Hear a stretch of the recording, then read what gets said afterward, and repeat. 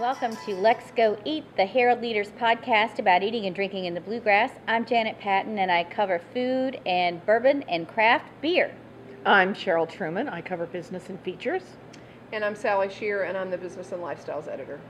We're here today at Caldo, which is actually inside Centered, which is a yoga studio just off of National Avenue.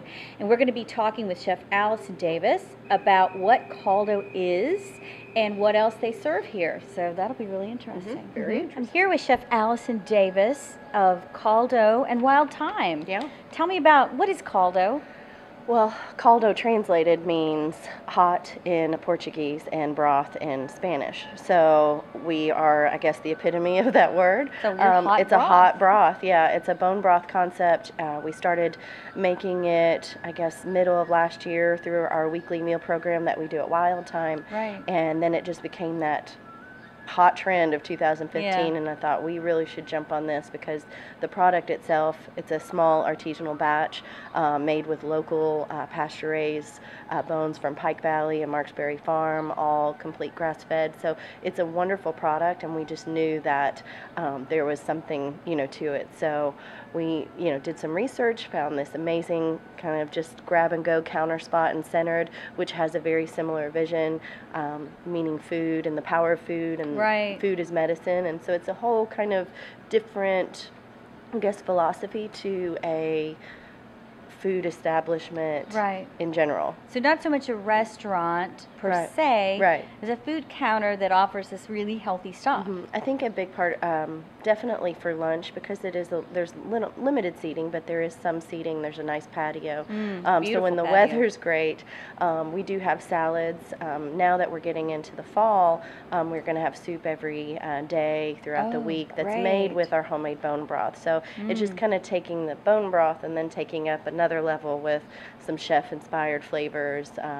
I think this week we may have a butternut squash and then a beef vegetable. So it's like all fresh vegetables in with our beef broth. So That sounds really great. And you have some other offerings here as well, some smoothies?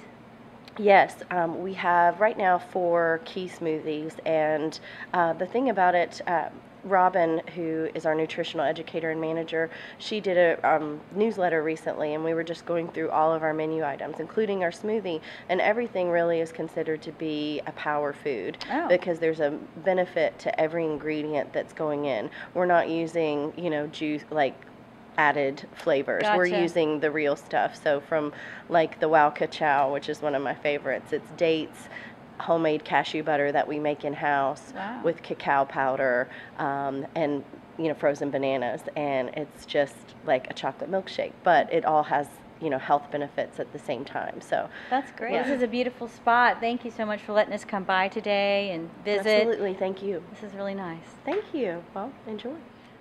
We are always looking for food alternatives, and we've got some stories with some interesting alternatives right now. Let's start with you, Cheryl. Tell us about the unusual meat that you wrote about recently.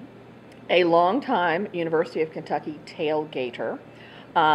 Gator, emphasis on the gator. Oh, tailgater, I get it. Decided he would cook up. Actually, he's been doing it for a while because he had some in his freezer.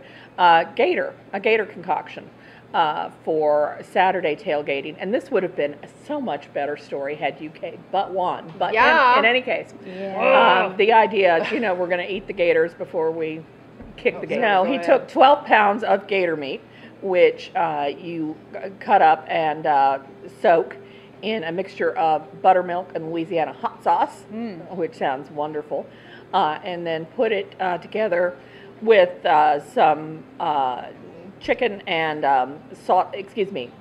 andouille sausage in a sauce piquante, and it sounds delicious, ladled over rice. Where did he get the gator? He got the gator at Kroger on Chenaway. Of all places. You can get gator. I called in. They said, come in. We've got some gator in the back. Do you have to order it ahead of time, or they just have it? They, I think, have it during Florida Gator Week. Well, I have a piece in Wednesday's food section about another unusual meat. It's about a Richmond woman named Alvina Maynard, and she raises alpacas. And she and a chef are putting together a special farm-to-table dinner at her farm featuring her alpaca meat. And Chef Robert Weichels is fixing a dinner at the farm, mostly with Kentucky Proud local ingredients. And Alvina says the meat has almost a sweet taste, like it's been marinated in a fruit juice, but it's just all natural. Tickets are available for $95, information online. And Sally had a really interesting piece. Yeah, this is a little more conventional, I think. Yeah, but in Business Monday. Vicki wrote a nice story for us in Business Monday about Travis Hood of Hood's Heritage Hogs in Robertson County. He's at the farmer's market regularly. I've seen him, yeah, with his lard. Yeah, his mom, I think, makes lard soap. Oh. But yeah, he is breeding a new type of hog, as well as treating these hogs more humanely, perhaps, than many other hogs, and claims that their pork is a million times better than what you can buy. They're like free range. They are free range, and he says in the winter he just sends them out in the woods and they eat persimmons and hickory nuts and all sorts of other stuff, and that their meat is really high in omega-3 and really good fat for you, and that it's the way to go. So is alpaca the same way? Is it supposed to be better for you? It is supposed to be leaner. The chef said it's like bison that doesn't suck. That's the way he put it. Tastes better than, well, this guy said, yeah, the pork you buy in the grocery store is crap compared to, well, of course, he's selling his hogs, but still. Yeah. Vicki said she had tried he had given her some of the bacon that he had, and she said it was wonderful. Well, so, good. There you go. If all this is making you hungry for farm-to-table goodness, there are some events coming up you might want to check out. There is a dinner downtown, a farm-to-table dinner sponsored by Maker's Mark. That's a fundraiser for the Downtown Lexington Corporation, and we've got details about that as well. Chef Jonathan Lundy will be cooking it up, and there are a lot of Oktoberfest celebrations. Yes. And there's a fun event in Ashland. Yes, and speaking of pigs and bacon, at Ashland they're having the Bourbon, and Bacon Garden Party over at the beautiful Henry Clay Estate, which is a fundraiser for them, which is, they say, an eclectic menu and pairing with bacon-infused small plates, again by, Jeremy Ashby of Azure is doing that one, and some Maker's Mark cocktails to go along with it. And all of this information is at bourbonsocial.com, right? Yeah, there's a lot of events in the Bourbon Social. That's just one of them. Right. They all sound pretty interesting. What is a bacon infusion? I mean, how do you... I don't know. I mean, is bacon just an ingredient, or you got plates. bacon is it foam, that smoky bacon flavor in? I don't know. I say we go. And Cheryl, you had a really interesting story that has some food angles to it this week about the radio station. Oh yes, the new WLPL at I believe 95.7, the low frequency FM station is going to have several food broadcasts. All right. So listen in. I happened to hear Dan Wu's inaugural broadcast on Saturday, and he was talking to Rona Roberts and other people, and they were talking about their favorite foods and things, kitchen tools they couldn't do without, and the things they hated most, the foods they hated most.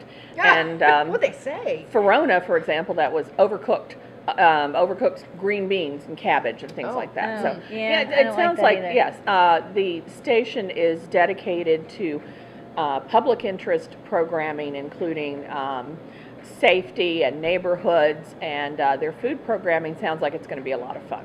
Yeah, I'll have to tune in. All local, right? Well, we have details about everything we've talked about in the paper, the Lexington Herald Leader, online at Kentucky.com and LexGo.com. Let's get out there and let's go eat. Let's go.